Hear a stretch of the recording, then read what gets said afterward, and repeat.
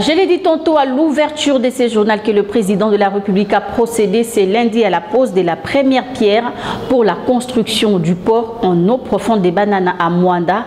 Plusieurs personnalités ont fait les déplacements de la cité côtière de la province du Congo central pour assister au lancement des travaux d'érection de cet ouvrage qui va apporter les développements dans ces coins du pays.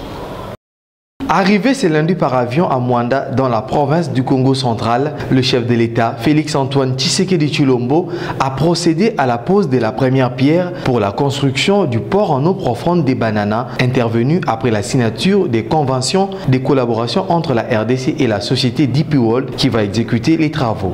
L'érection de ces ports relève de la souveraineté de l'État et s'effectuera en 4 phases durant 36 mois au minimum. Cet imposant ouvrage a une double importance, notamment sur le plan économique. Il permettra à la création des emplois pour la population de la République démocratique du Congo en général et du Congo central en particulier.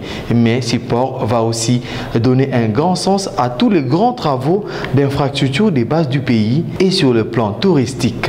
Différents intervenants ont salué l'importance de ce port pour les pays. Aujourd'hui, c'est une journée très importante pour le Congo central en particulier, pour la RDC en général, parce que c'est depuis plus de 40 ans que nous sommes en train de rêver par rapport à ce port en eau profonde.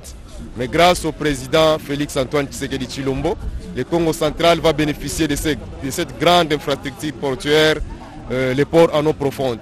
Donc pour nous, d'abord le Congo central, nous devons beaucoup remercier le président de la République qui ne cesse de penser à la population du Congo central. Parce que pour nous, si vous suivez le Congo central, c'est depuis peut-être plus de 40 ans avec le maréchal Mobutu que nous avons eu un grand projet de Inga, construction du port du barrage d'Inga.